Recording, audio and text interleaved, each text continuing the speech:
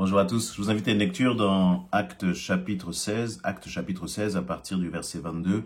Il nous est dit ceci, la foule se souleva aussi contre eux, et les prêteurs, ayant fait arracher leurs vêtements, ordonnèrent qu'on les bâtît de verges.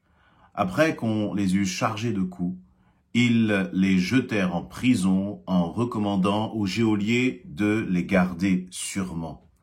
Le geôlier, ayant reçu cet ordre, les jeta dans la prison intérieure et leur mit les ceps aux pieds. Vers le milieu de la nuit, Paul et Silas priaient et chantaient les louanges de Dieu, et les prisonniers les entendaient. Tout à coup, il se fit un grand tremblement de terre, en sorte que les fondements de la prison furent ébranlés. Et au même instant, toutes les portes s'ouvrirent et les liens de tous les prisonniers furent rompus. Le geôlier se réveilla et lorsqu'il vit les portes de la prison ouvertes, il tira son épée et allait se tuer, pensant que les prisonniers s'étaient enfuis. Mais Paul cria d'une voix forte, « Ne te fais point de mal, nous sommes tous ici. » Alors le geôlier, ayant demandé de la lumière, entra précipitamment et se jeta tout tremblant aux pieds de Paul et de Silas. Et il les fit sortir et dit, « Seigneur, que faut-il que je fasse pour être sauvé ?» Paul et Silas répondirent, « Crois au Seigneur Jésus-Christ, et tu seras sauvé, toi et ta famille. » Et lui annoncèrent la parole du Seigneur, ainsi qu'à tous ceux qui étaient dans sa maison. Amen. Voilà donc un récit qui est bien connu, où nous voyons que Paul et Silas, donc Pierre et Paul, parce que ils étaient dans cette ville de Philippe en train de proclamer l'évangile, d'annoncer l'évangile, eh bien, la foule s'est mise en colère. La foule s'est mise en colère et on voit bien, on sent la main du diable là, qui est là derrière et qui agite la foule afin de faire taire ces hommes, afin que la bonne nouvelle de Jésus-Christ, la bonne nouvelle de l'évangile soit arrêtée. Et donc, cette foule va saisir Pierre, Silas, les emmener devant les magistrats qui vont ordonner qu'on puisse jeter ces hommes en prison. Et avant de les jeter en prison, ils vont être battus de coups. Voilà, battus de coups et ensuite jetés en prison. Il nous est précisé dans la prison intérieure. Donc c'était certainement au cœur même de la prison, de façon très certainement dans l'endroit le plus sécurisé de cette prison, une sorte, d'Alcatraz du livre des Actes, où on les a mis là afin que de s'assurer que plus jamais ils ne vont nuire. Et nous voyons combien notre Dieu n'est jamais à court d'idées. Le Saint-Esprit n'est jamais à court d'idées. Nous voyons combien le Saint-Esprit est au contrôle. Parce que dans cette situation qui est assez similaire à celle que nos frères Shadrach, Meshach et Abed-Nego ont vécu au temps du roi Nebuchadnezzar, eh bien, ont vécu lorsqu'ils ont été jetés dans cette fournaise.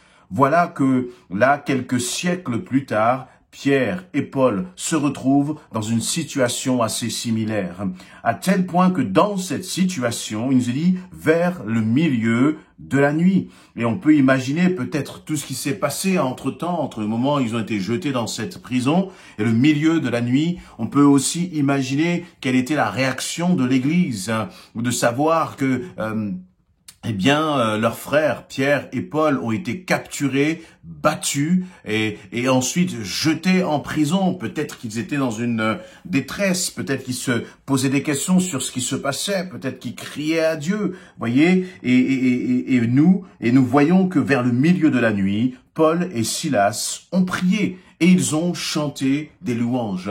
Imaginons-nous quelques instants. Prends le plus beau des chants, celui que tu aimes, celui que tu chéris. Vous voyez, on a toujours des chants qu'on aime bien, qui sont devenus presque des chansonnettes pour nous, mais qui parfois perdent leur réalité spirituelle.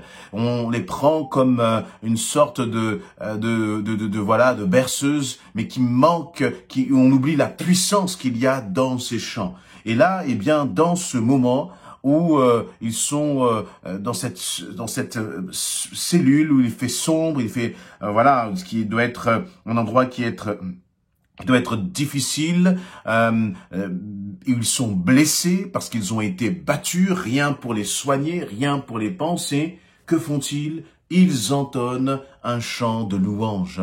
Ils entendent des chants qui reconnaissent la gloire de Dieu, qui proclament la grandeur de leur Dieu, qui proclament l'amour de Jésus-Christ. Vous imaginez commencer à chanter l'amour de Christ alors qu'on vient d'être battu et jeté dans une prison, laissé là comme peut-être presque comme pour mort.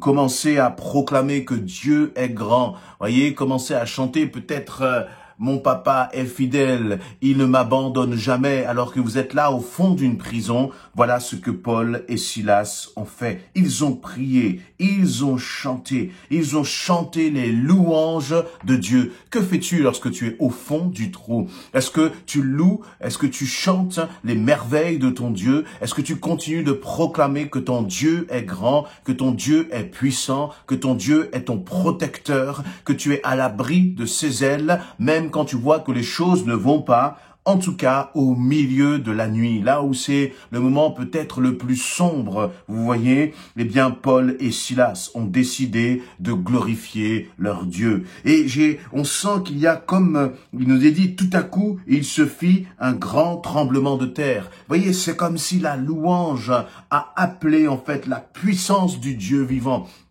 Dans cette situation, la louange, derrière ce qu'il y a derrière la louange, c'est la manifestation de ta foi. Parce que tu crois que quelles que soient les circonstances, quelle que soit la situation, ton Dieu aura le dernier mot, que le Dieu de la Bible est le Dieu qui vaincra, que Dieu te donnera la victoire. Si tu crois cela, alors rien ne doit t'empêcher de louer et d'adorer ton Dieu. La louange, l'adoration n'est pas réservée simplement à l'action de grâce, n'est pas réservée simplement au moment où tu as reçu la bénédiction. Mais je crois que la louange et l'adoration, c'est ce qui amène la bénédiction, c'est ce qui amène la victoire. Entre, j'allais dire, le lieu de la lutte, le lieu de l'épreuve, le lieu du combat et la victoire, il y a un chemin, il y a comme, j'allais dire, un lien. Et ce chemin-là, il s'appelle la louange et l'adoration. Tu dois louer et adorer ton Dieu en toutes circonstances. Dans la maladie, loue et adore ton Dieu. Parce que la réalité, c'est que quelle que soit la maladie, quelles que soient les circonstances, si tu as donné ta vie à Jésus-Christ, ton nom est inscrit dans le livre de vie. La réalité, c'est que Dieu ne t'a pas abandonné. C'est qu'il veille encore sur toi. C'est qu'il est avec toi. La réalité, c'est que rien n'échappe à ton Dieu. Et il a dit que toute chose concourt au bien de ceux qui aiment l'Éternel. Ça, c'est la réalité. Et les circonstances ne doivent jamais te faire taire, ne doivent jamais faire taire ta louange. Et Paul et Silas étaient décidés à cela. Vous voyez? Et donc, ils ont chanté les louanges de Dieu et les prisonniers les entendaient. Quel contraste! Quel contraste! Au final, dans cette prison, ils étaient tous prisonniers, mis à part le geôlier. Mais il y avait les prisonniers qui se lamentaient, les prisonniers et les prisonniers qui chantaient. Il y avait les prisonniers, peut-être, qui étaient dans la rancune, dans la colère à cause de leur situation, qui étaient désespérés. Et il y avait deux prisonniers qui avaient une réaction particulière. Comment es-tu? Est-ce que tu te considères, ou est-ce que tu te comportes comme ces autres prisonniers qui, dans la même situation que Paul et Silas, vont se lamenter? Ou est-ce que toi, tu décides de relever la tête et de proclamer ton Dieu? En tout cas, Paul et Silas, c'est ce qu'ils ont fait. Et à ce moment, pendant qu'ils étaient en train de louer, il y a eu un grand tremblement de terre. Croyez-vous, bien-aimés, que ce tremblement de terre serait venu, un tremblement de terre qui a fait que les fondements même de la prison ont été ébranlés, les portes se sont ouvertes et ils ont pu être libérés. Croyez-vous que s'il n'y avait pas eu cette louange et cette adoration, il y aurait eu ce tremblement de terre? Non, Paul et Silas ont placé leur foi en Dieu. Comme ils ont placé leur foi en Dieu, ça s'est manifesté, eh bien, par la louange et l'adoration qu'ils ont fait monter vers l'Éternel. Ils n'étaient pas dans la plainte, ils n'étaient pas, j'allais dire, dans les soupirs. Ils étaient dans la proclamation de la grandeur de leur Dieu. À tel point que, eh bien, Dieu a entendu, a répondu à leur foi, parce que Dieu est le rémunérateur de ta foi. Et à ce moment-là, il a envoyé ce grand tremblement. Dans ta situation, si tu veux que Dieu envoie ce grand tremblement du ciel, il ne te reste qu'une chose à faire, c'est de persévérer dans la louange, c'est de persévérer dans l'adoration, c'est de persévérer dans le fait de reconnaître que ton Dieu est grand et puissant et que quelle que soit la foule qui est autour de toi, quelles que soient les circonstances, les difficultés, qu'elles soient administratives ou autres,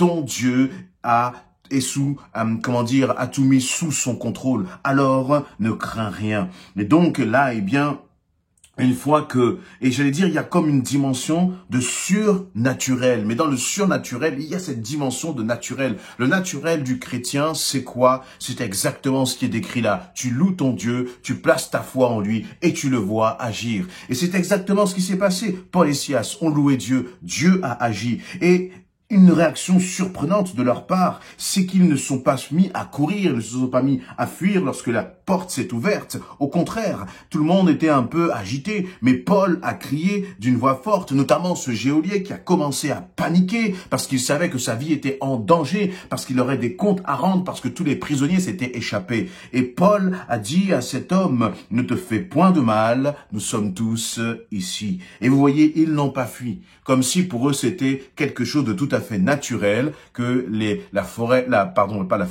la prison soit ébranlée, que les portes s'ouvrent, c'était naturel. C'était naturel pour Pierre et Paul de voir la main de Dieu agir dans leur situation. Et laisse-moi te dire que l'extraordinaire de Dieu, le miraculeux de Dieu, ça va être naturel dans ta vie. Si tu mets ta foi en action, si tu gardes ton calme, si tu restes en paix et que plus que tout, tu décides de proclamer, de louer et d'adorer ton Dieu dans ta situation. Soyez bénis et encouragés, bien-aimés, et que rien ni personne ne nous empêche de louer et de célébrer notre Dieu grand et puissant. Amen.